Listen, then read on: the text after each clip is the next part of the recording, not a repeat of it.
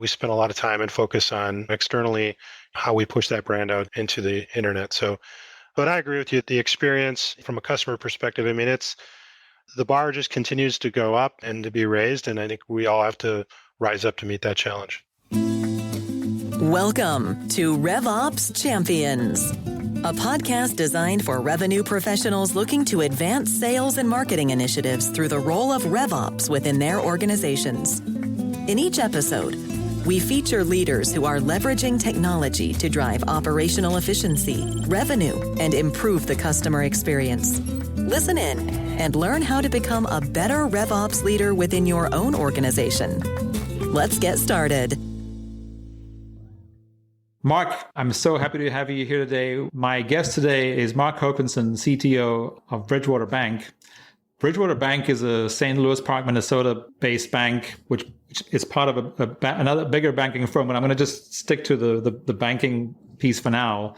It's a Twin Cities bank dedicated to serving the diverse needs of commercial real estate investors, entrepreneurs, business clients, and successful individuals. By pairing a range of deposit lending, business services, and solutions with a responsive service model, Bridgewater has seen continuous growth and profitability, with total assets of $3.6 billion and 7 branches as of March this year. Bridgewater is considered one of the largest locally led banks in the state of Minnesota and has received numerous awards for its growth, banking services, and esteemed corporate culture, which I know we could probably do a whole episode around that, because this is part of how we were connected. And then I'm going to give everybody a little bit of a background about you. So Mark is currently the CTO, the Chief Technical Officer of Bridgewater Bank. He has 25 years experience working in various technology roles across both large and mid-sized organizations, from IBM to Thomson Reuters, Fair Isaac Corporation, otherwise known as FICO, Bremer Bank, and now Bridgewater Bank.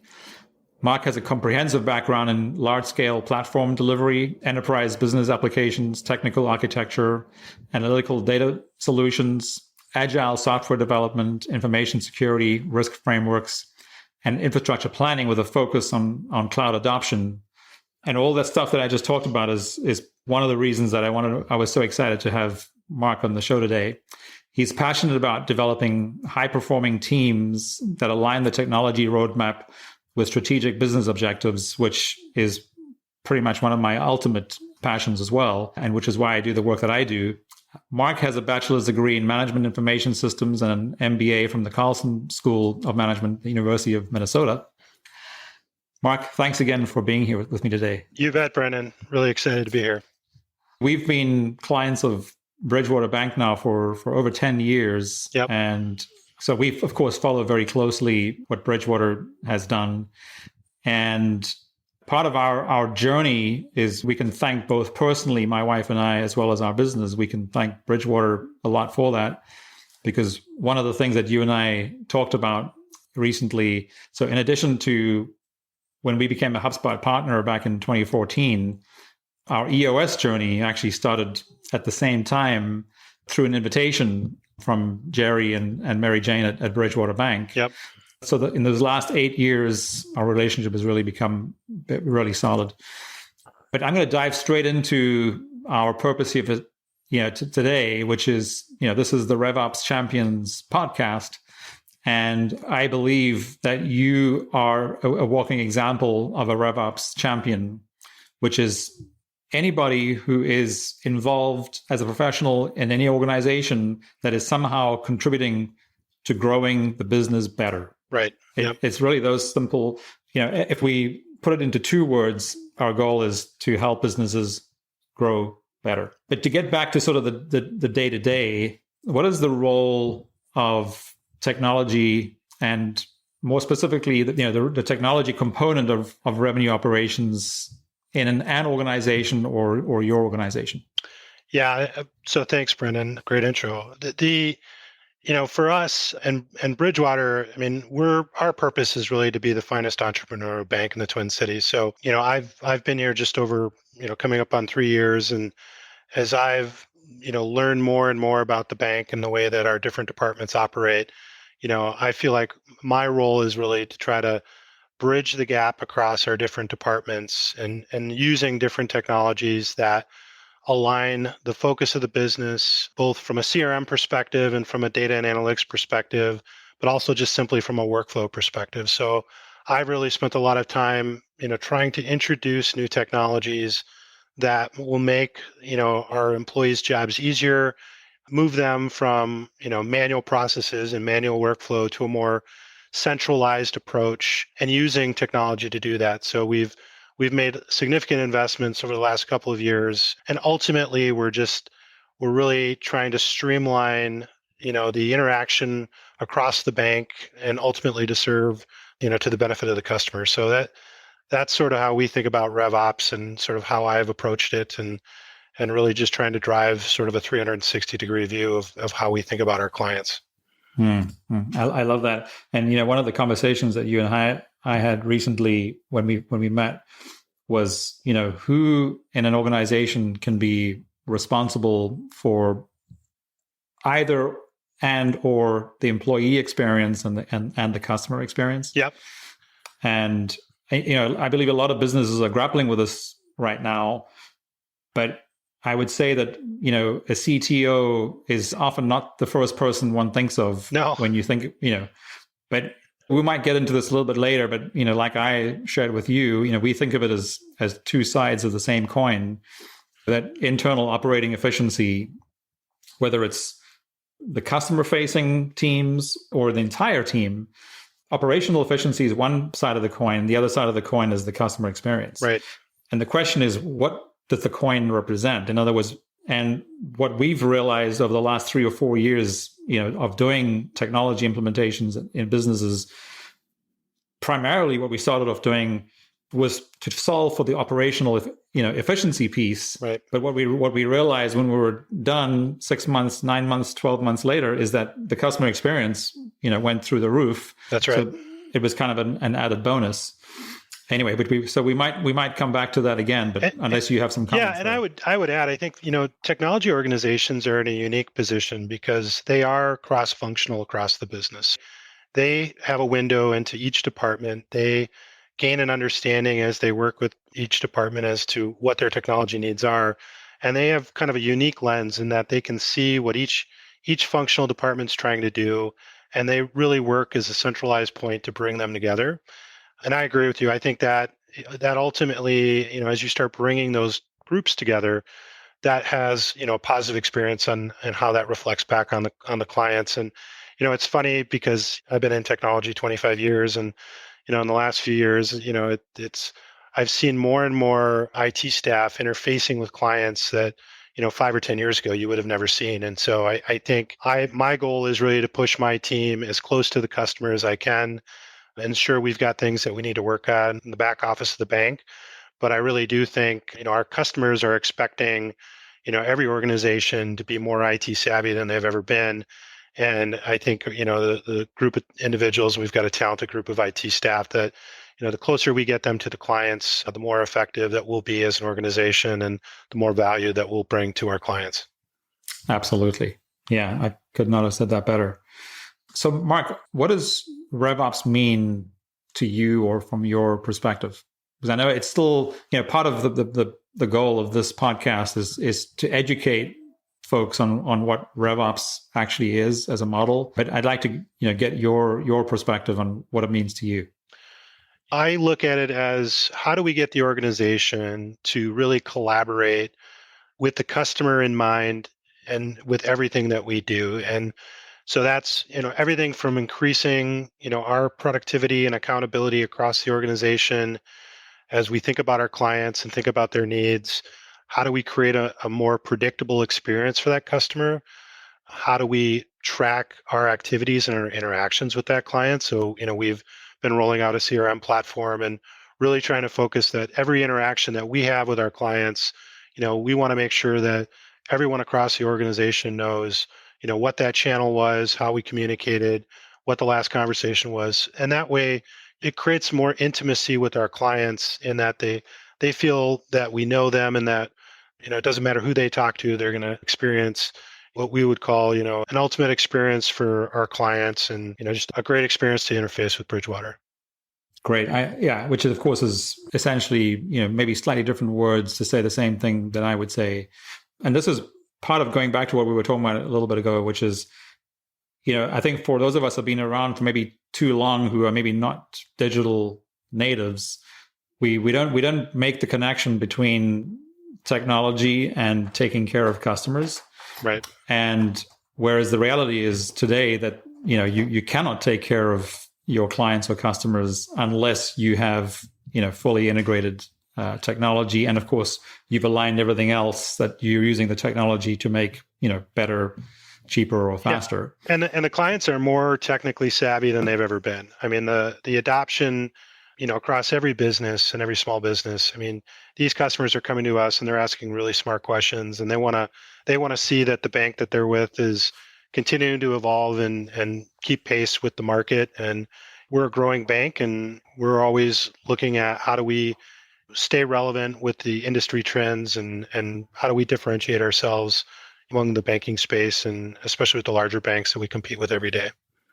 Right. Yeah, because, every one of our clients or customers is, living in the same world that we do, where from the time you wake up in the morning, again, depending on how many screens you have around you throughout the day, and then until you go to bed, we're all visiting multiple websites every day of different businesses typically. Right. And those businesses are setting the bar for what a website should look like and what a customer experience should look like. Right. So our challenge as businesses, especially in the B2B space, is how do we recreate that experience on our websites to start off with?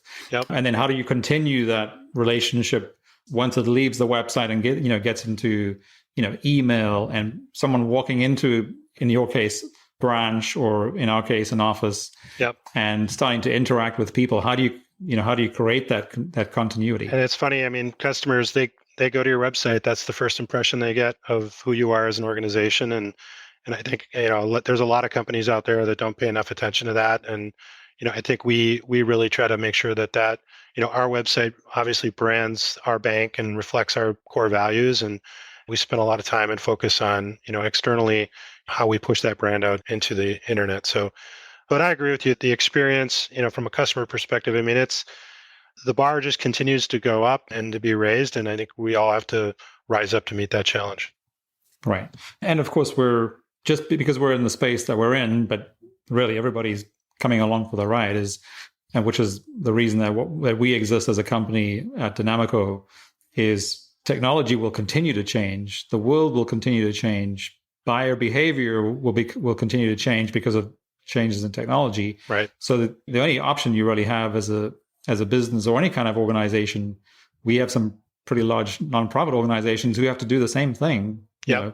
Their website and anything that's customer facing has to, get the attention of whoever it is they're trying to get the attention of. Yeah, and that's an incredible challenge for those smaller organizations to keep up, especially given the talent market that we have especially in the Twin Cities, but across the country right now for the technology labor that's out there. So, yeah, I'm glad you mentioned that, because what we've seen also, this is probably potentially one of the best retention tools you can create is anyone who has the tools that they need to do their work well and with as little friction as possible, surely has to be a good thing as far as retention is concerned. Yep. Because again, people talk to each other on the weekends who don't work in the same place, and they air their frustrations. How was your week, kind of thing. It's like, oh well, we've our CRM is really terrible, or I've got to manually upload these reports right. for my boss or whatever. It's like, oh,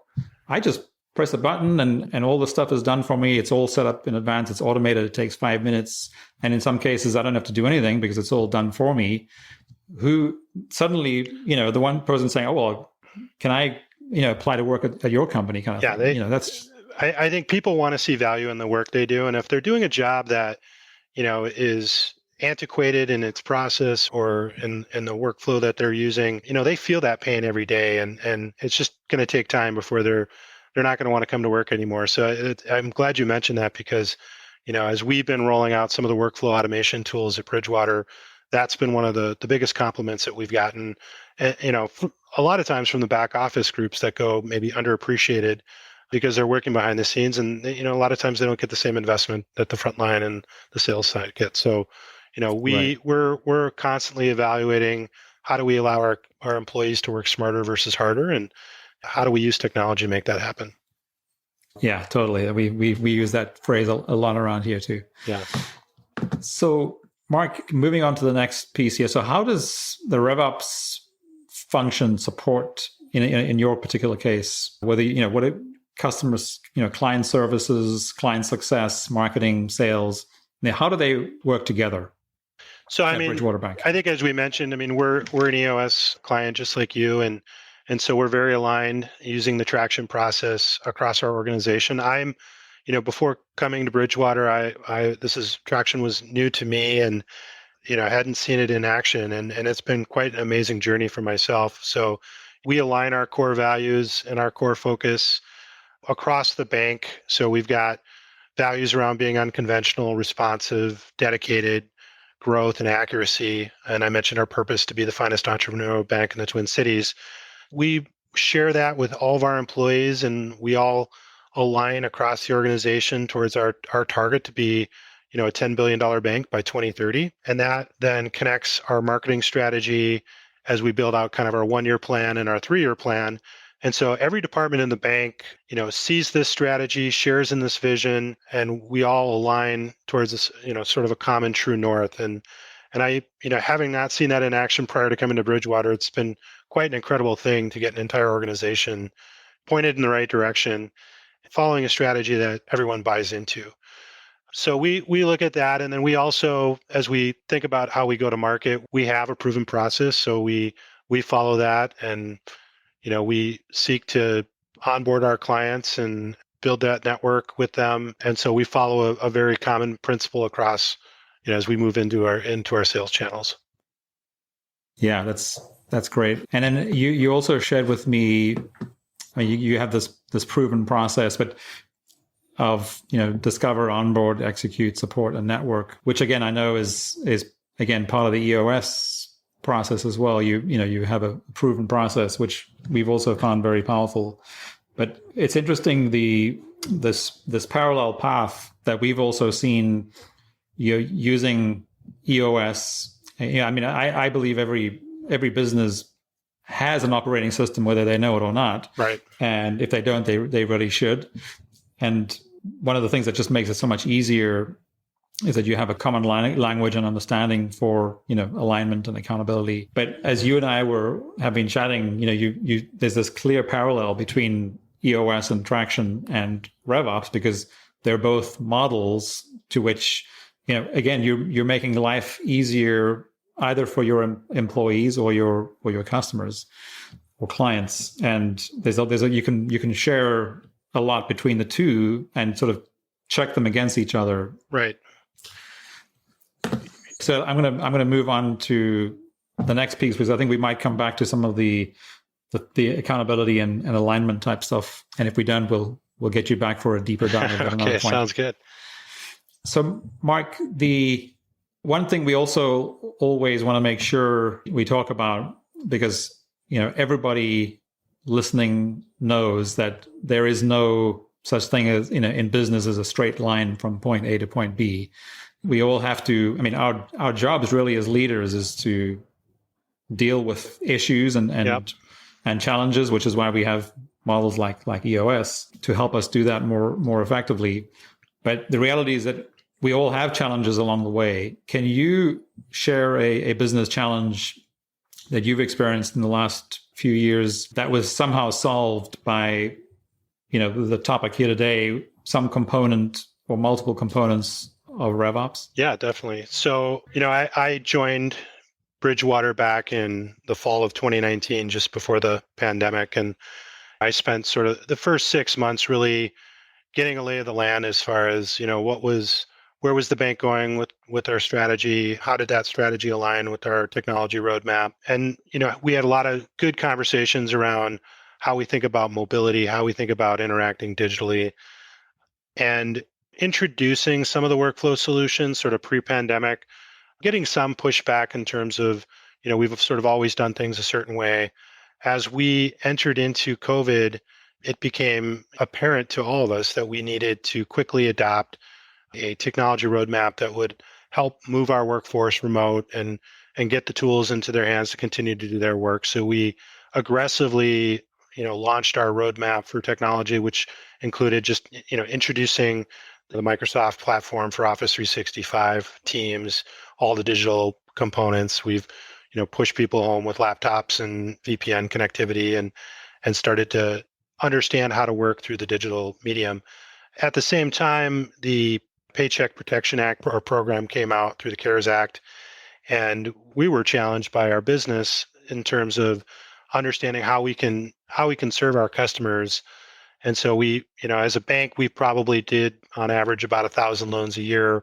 As the PPP program ramped up, we were being asked to roll out, north of 1,000 loans in about 12 weeks. And as we looked at our current workflows and processes, most of it was manual, most of it was emails between different groups, and never really had to work at that kind of pace under that kind of pressure. So we worked with a partner to bring in some workflow tools to really align the business on how do we help our customer? How do we accelerate these PPP loans through a solution that we could use to align, marketing, finance, sales, technology, deposit, credit departments into a common direction. And so we launched an application that allowed us to, intake those customer requests through our website, insert them into a workflow platform that could be seen and used across all the different departments.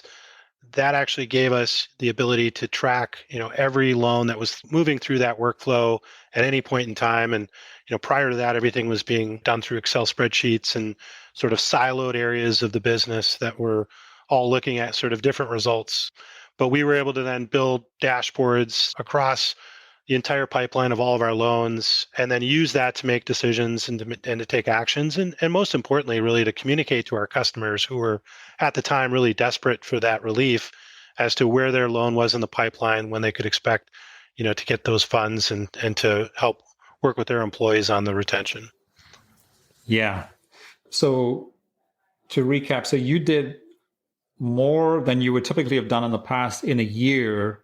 You did more than that in 3 months. We did more. Yeah, we did more than that in 3 months. And certainly what we had at the time would have never scaled to accomplish that. And so by developing a specific application to sort of serve that PPP application need for our clients, we were able to rapidly scale and obviously serve them as best we could. And that really took, getting all the groups aligned. There was a certain amount of urgency as far as, helping our customers. So we had, marketing and lending and technology, on calls late into the night, talking through like, what do we need to do and how do we work together, with the common goal of getting these loans through. And, so marketing would build, updates to our website for online submissions, and lending was trying to communicate with the clients on where that loan was in the process. And obviously technology was trying to move across all these departments and very agilely adopt new capabilities into the app so that they could deliver and meet that need. Yeah. I mean, of course, I didn't know this was all happening. And of course, we bank with Bridgewater. So when it was our turn to get the PPP loan, it was like, okay, well, we're just going to do it with Bridgewater because that's our bank. But I meet with a lot of business owner groups and CEO groups and, every month. And one of course, the hottest topic for at least the first 6 months of the pandemic was what's happening with the PPP loans. And I was like, well, ours is fine. We're done. Everyone else was like, how did you, who are you banking with? And, and then talking about all the issues that they were having. Again, sort of paraphrasing that potentially some of the banks that they were probably, approaching their typical or traditional banks. And those banks just weren't set up to handle the demand that was suddenly coming their way. Yeah, and we saw a lot of, I think we had 40% of our loans came from new customers and new relationships that, based on our responsiveness, was enough for them to understand, they banked at a larger bank, and when they picked the phone up to call them when they really needed to, they didn't get an answer. And so Bridgewater was there, and we were able to answer the phone and help them and get them through that process. And a lot of those have now become, we hope, lifelong customers. Yeah. I mean, and which again is another one of the benefits that you don't think about when you're investing in sort of an integrated technology stack, primarily focused on internal operating efficiency. Most businesses doing that don't suddenly think of the value of marketing, because the example you just gave, I mean, what better referral marketing could you have than people saying, oh, well, you should come to our bank because they've figured this out. That's right. And to your point, you had 40% new, people, businesses who were not customers who are now customers, which that didn't cost you anything in marketing. And that probably took care of a big chunk, if not your entire tech investment budget for that year. Yeah, and it feeds into our core value of being responsive to our clients. So I think that's really what we really want to see is we want customers in the local Twin Cities market to understand that when they, they can bank at a bigger bank, but if they want to bank with someone who's responsive and that, we'll listen to them and answer the phone when they call, we're here for them, and that's our growth strategy. Yeah, which is, I mean, this might just be a side note, but I think, at least in my experience of 10 years of living here now, both in Minnesota and the U.S., and because in the 5 countries where I lived before coming here and countries that I visited, you don't see as many, smaller regional local banks as you do in the U.S. Right. But which is kind of neither here nor there. But what I've seen in the U.S. is that one of the reasons I keep hearing over and over that people continue to work with big banks is because they think that they probably have better technology than smaller banks. Right. But if you can offer what only a smaller bank can offer, you also have the relationship, best in class and best in class technology that'll be able to support that customer experience.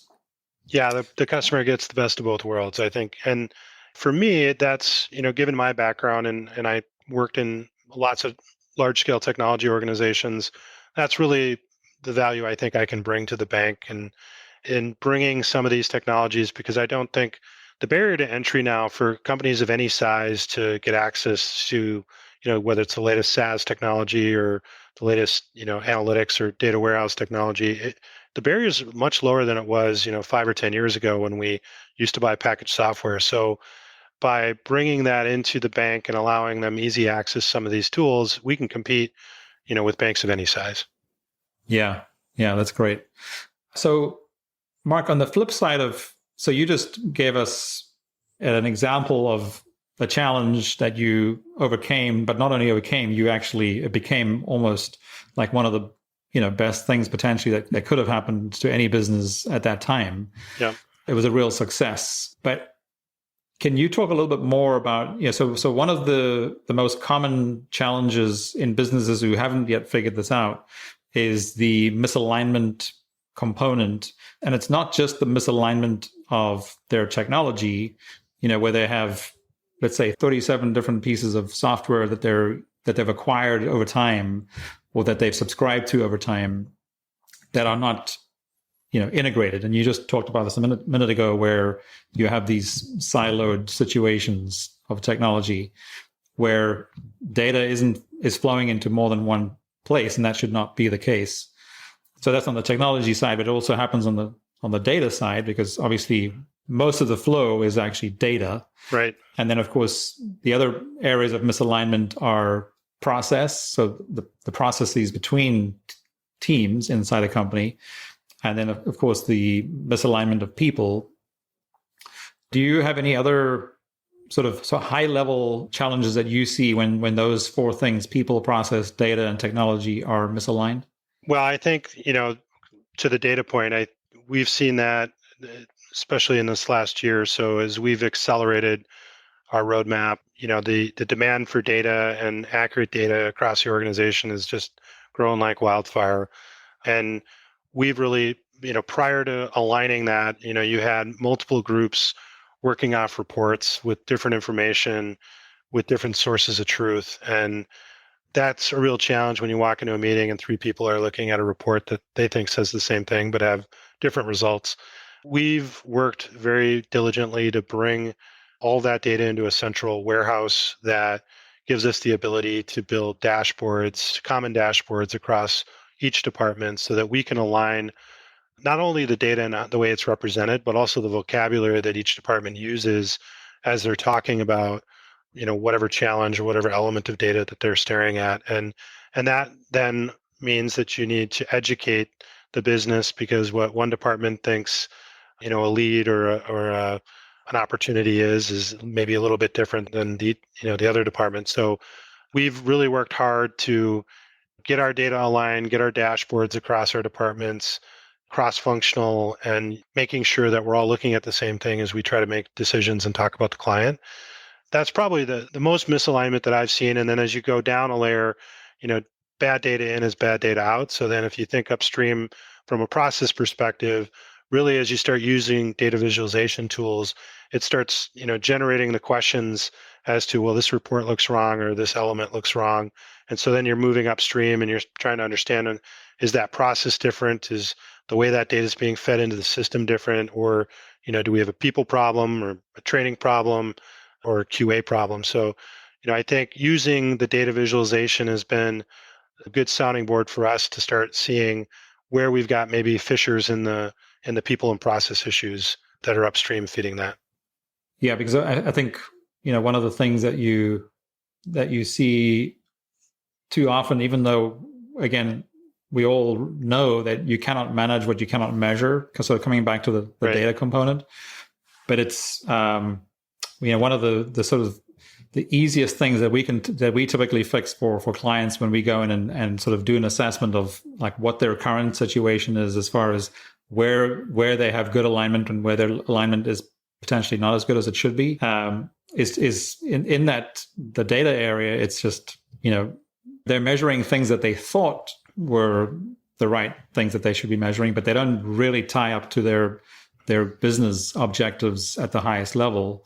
So that it's just part of cleaning that up as well. Well, and you need good data governance for that. So that was the other thing that we did is we built a data governance team to help us not only define some of the vocabulary, but also look at, how are we prioritizing the work that we're doing and how is this data going to be used, and making sure that we are aligned across the leadership team as far as, what data is going where and how is it going to be used. And then over time, we'll start thinking about how we begin the life cycle of that. So governance is another important area that I think is, because you can run into scenarios where different departments go off in different directions and they're all, creating their own dashboards or creating their own reports. And so I think you need good data governance to keep that in check. Yeah. And of course, and then dig into those situations as to, well, why there might be something else behind why they're doing that, right? Which might be more of a process issue. Definitely.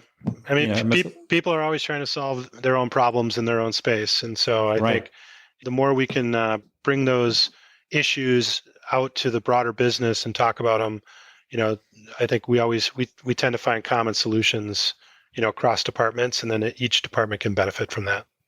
Yeah. Yeah. Which is part of the change management benefit of doing something like EOS. Right. You want to know what the issues are so that you can figure out a solution for them. Yeah. And tap into, departments that have already solved that problem. Correct. Yeah.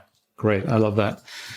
So, Mark, in the customer-centric world that we live in, how does business technology impact or help in improving customer experience? So this is kind of another higher level. We've touched on a lot of this already, but just at a higher level, how do you talk about business technology impacting or helping improve the customer or client experience? As I mentioned before, I think the easier I can make our internal employees' jobs, I think the happier they're going to be. I think that's going to transcend into how they interact with our clients.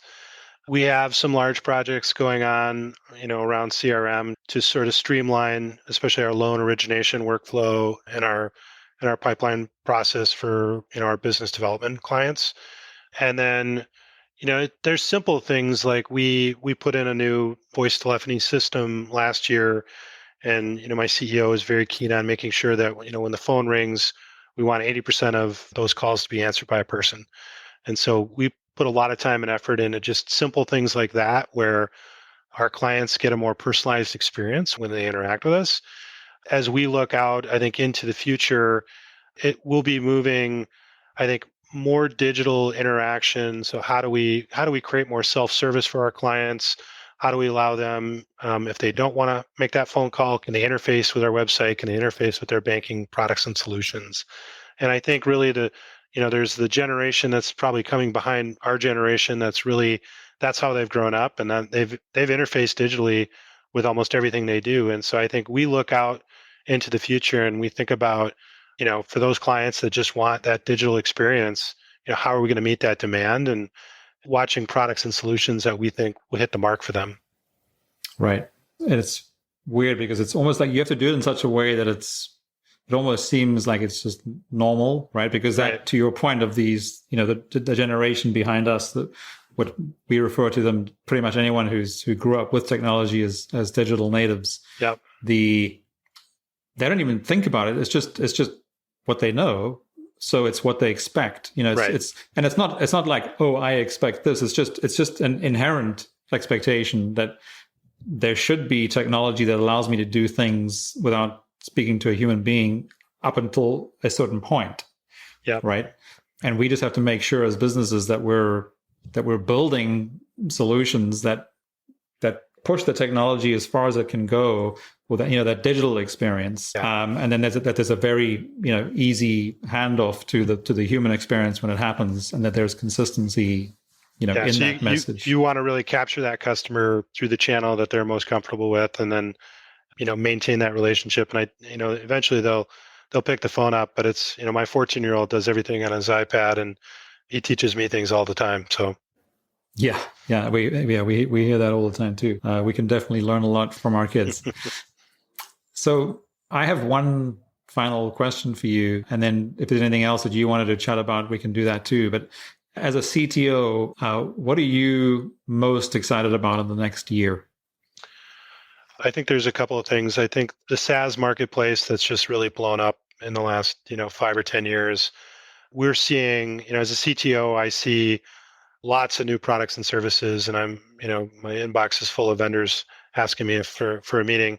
But there's really just an amazing marketplace of tools that are evolving in that software as a service space. And I think that's really offering any organization of any size to find the right product to fit their needs. And they don't always have to buy the best of breed or go in the upper right-hand quadrant of Gartner. They can find, products and services that are purpose-built to serve, the size of their organization. We're also seeing with a lot of these smaller companies that are evolving, there's a lot of focus on the customer experience, but also really the customer success. So I think the newer companies are coming up. They're really keen on understanding how they maintain the relationship with you as a tech provider. And so they've got customer revenue officers, they've got customer success managers. They understand that once they have that relationship, they need to foster that relationship and maintain and grow it. And so that we see, a much better partnership with some of the newer companies as they're growing, in that they really value, the ability to work with us and to introduce their products into the marketplace. And so I think that's a great thing for sort of small to mid-sized companies, because what they should know is that there are lots of partners out there. There's a fantastic network, and you can find really good solutions at the price points that meet your needs. And I just think that that's going to continue to evolve and accelerate over time. Yeah. I have to ask you this question because one of the things that actually we are challenged with frequently as a technology implementation and integration partner is these SaaS companies are they probably have, as far as industries go, they have amongst the best sales and marketing That's right. people and things and systems in the world. So what we run into a lot, and often when we get called in, it's typically once a company has already pulled the trigger on a CRM or a marketing automation platform that they want to integrate with a CRM or both, and it goes on and on and on. But they've bought the technology without actually doing any of the assessment work Yep. up front as far as like what it is that they're trying to do and improve That's right. by implementing the technology. And because the technology companies or the software companies are so their marketing and sales are so good that you almost, as a customer who buys directly from them, you almost feel like you're just going to plug this thing in and suddenly, everything's is going to work. And they don't talk to the technology group, right? They talk to the business and they get the deal done. Right. Yeah, that's a very common problem that we see too. And in my experience is, the business, especially in organizations where, your technology departments, being pulled in multiple different directions, we see a lot of, cases where business might buy a Salesforce or a Workday, and they'll think that they can just plug it in because that's what the sales and marketing team told them. And usually those obviously lead to sort of failed implementations. And then we're bringing in additional consultants to come in. And usually what ends up happening is we go back to really what the foundational issues were on the business process side, because until you've mapped that business process out and established what problem you're really trying to solve, you can't really successfully implement any solution or any new technology without sort of an idea of what that finish line looks like. And I think many companies struggle with failed implementations of SaaS just because either they haven't engaged their technology team early in the process, they haven't identified the business process change that they're going to need to go through, because some of those products will come out of the box and may not be as configurable as they like, or just organizational change management, just understanding how you're going to change the different jobs and the employees that you have and what's going to change in their daily life and how resistant to that change are they going to be. Yeah, and I suppose a lot of the companies who do so successfully, of course, are like yours, where you have an extremely competent leader who knows how to ask all those questions and figure out how to do all that assessment up front. It's still a challenge, though. It's sure, yeah. But, we've been fortunate. Yeah, because one of the things that we do as part of our assessment process is figure out, because when we get called in, it's typically the client is often thinking, well, we're thinking about this CRM or versus this CRM or something versus something else or whatever it is. But what they haven't thought about is what are all the other components, that have to essentially integrate with that central, let's just say if it's a CRM, that typically becomes the central component unless the ERP is the central component. How is everything around that going to change? Yeah. Just by putting that in. Well, not only change, but they haven't even thought about how it's going to connect at all. So what happens is if they did this, let's say they did this 3 years ago, what they end up with today when we walk in there is, we call it a Franken system. Yeah. Right. So yeah. Where I've used that. Yeah. No, I think a lot of companies have. And of course, what we're looking for, of course, is technology bloat, which is where you have, 3 different pieces of software that essentially do the same thing, or there's a lot of overlap, and you can probably get rid of 1 or 2 of them as part of the simplification process, right, and designing what it should look like when we're done or in the future, but not that it's ever done, but you know what I mean? So yeah, and I guess it probably comes down to the same thing as any of us doing anything for the first time. If we've never done it before, we don't know what questions to ask, right? Yeah, and I think that's where I think organizations really benefit from bringing in, experienced consultants where, they can help them not only align, what are their strategic goals for initiatives like that, but, what are the tactical things that they need to be thinking about, and especially the change management side. That's the biggest one for us is just organizational change when you're adopting new things. And we've seen a lot of technology rolled out, I think, in the last 2 or 3 years across these organizations, and it's a lot of change for a lot of different people. So, right, Mark, thank you so much. I'm going to ask you one more favor, sure, and that is to share with us if you have any favorite resources, whether it's a book or a website, that if anyone is interested to sort of get a better understanding of the things that you consume as you keep your sort of sword sharpened, what are the resources that you recommend typically? I'm online quite a bit. I sort of traverse, lots of different topics. I mean, I do download a lot of Audible books that I look at. I think I can't remember the most recent one. I think it was the customer success story. But I think there's obviously lots of resources out there for people. I would just encourage people to interface with the partners that they have in their community, and certainly the channel partners that they have. But I think there's lots of different ways to get access to what's out there in the marketplace, and certainly look for events locally and sort of user groups that you can attend as well. Yeah, excellent. Well, Mark, thanks again so much for being my guest today. I look forward to the opportunity of having you back for maybe a deeper dive at some point in the future. All right. Thank you, Brennan. Thank you for checking out this episode of RevOps Champions. This show is powered by Dynamico, a HubSpot consulting firm helping businesses level up the technology systems that power their ability to scale. If you enjoyed what you learned in this episode, make sure to follow RevOps Champions wherever you listen to your favorite podcasts.